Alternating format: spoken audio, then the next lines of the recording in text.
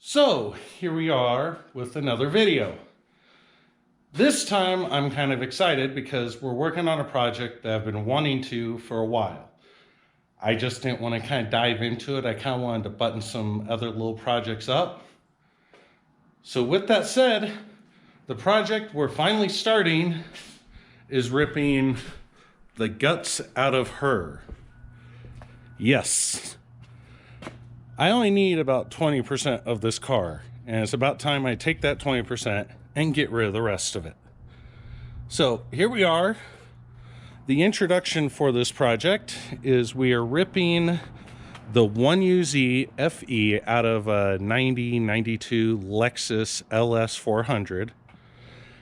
And later, we're going to be transplanting it into her.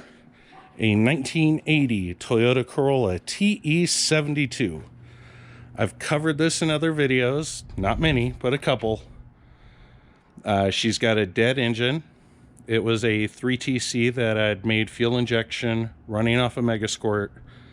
All seemed great, but apparently something at some point decided to fall into, I believe it was cylinder 3, and bounced around and mangled the shit out of the cylinder walls, the head. So at that point it's like, well, I want a different engine. So yeah, here's where we're at. Brief summary. For some odd reason, I've got a soft spot for that TE72. When I first moved to Utah, I bought one, but I was not in a position to have a project car. So as I fell in love with it, I tried to do things to it without the knowledge. Jump forward almost 20 years. I'm at this stage with this car. I bought that one about 15 years ago, 14 years ago. And she's the car that I'm expecting I'll be keeping until I wreck her. I love the car, and I'm hoping to finally get her built in a way that I can do all the things I want to. I want her to be a jack of all trades, where I could take her to a track event and at least be competitive. Not a first place winner, but above last place, even if it's the position before. Maybe practice drift. Maybe a little bit of drag strip. I don't know. I also don't know if we have a drag strip here in Utah nearby anymore. But anyway, I digress. So, yeah, that's where we're at. I will go into more of a discussion, probably middle to end of the video of some of my plans. But the first thing we're going to do is clean up this engine a little bit. It's, as you can tell, leaks power steering fluid pretty bad. So my goal is clean this all up and then push the car in here so it doesn't spray more power steering fluid down there. So yeah, I guess in just a second we will have it clean, just like, and poof, here we are. I know I'm gonna have to clean this engine again because you can really only clean the top, but I figured anything to make it a little less dirty when me or one of my friends are helping me pull it out. So yeah, she's a little better. Got rid of all that gunk there. So yeah, much better. But with that said, I guess we'll go into, well, I'll get this thing into the garage and then we'll go over what some of my plans are. So yeah, be right back. So now you know what I'm about to start working on. My overall plan is going to be swapping that engine out, throwing it into the Corolla, mating it with a CD009 6-speed manual transmission out of a 350Z. I don't know if they were still used in the 370s, but that's the transmission I'm going to use. There's a few brands that make the adapter pieces to mate it to the bell housing out of this car. So that's the goal there. Rear end, not sure. It's going to be something beefier.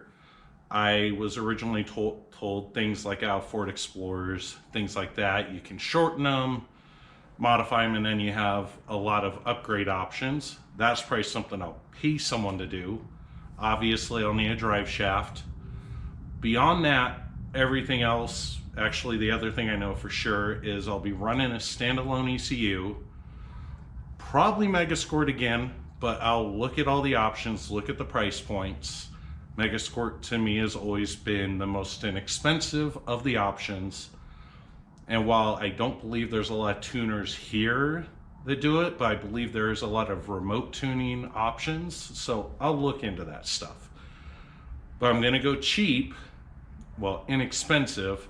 If I build it myself, hopefully I don't screw it up. I got lucky on the Corolla before, but I just wanna go with the newer boards, do the Megasquirt 3, unless I go with something like, was there Link, AEM, which last time I looked, they were expensive. Anyway, those are the guaranteed things.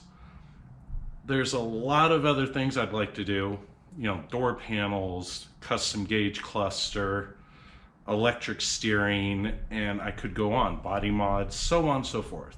There's a lot of things. This platform doesn't necessarily have a whole lot of support, even though it is the equivalent of the father of the A86. But it's a box, and there were like 5 or 6 different freaking chassis for it. So I'm pretty sure that one just got diluted and no one cared. I love that body style. I'm gonna see if I can actually do things at least the right way this time. I want it to be a car that I can decide I'm gonna go drive and not be afraid of it breaking. Because when I had worked on it before, my life was in a lot different situation and money wasn't there. So it's like, you do what you can. I'm in a better spot in my life finally, so I'm going to try and have that car reflect it and not have it be something that I'm borderline ashamed of, but still proud that I'm the one who got it working and running. Car guys, some of you are proud, some of you question your own work, but it's still cars. So with that said, you have any ideas on rear ends or just things that you'd like to see, Darren? Because some of the things I do, like fiberglass door panels, things like that, I'll probably cover a bit, but if there's anything specifically anyone wants to see during a project like this, let me know, because then I might be more inclined to, when I cover it, actually go into detail versus, hey, look, I did something. There you go. Anyway, thank you for watching. This was mostly a talking piece, but the project's about to get going, so I figure I'd properly introduce it. Thank you for watching. Have a good day. Bye-bye.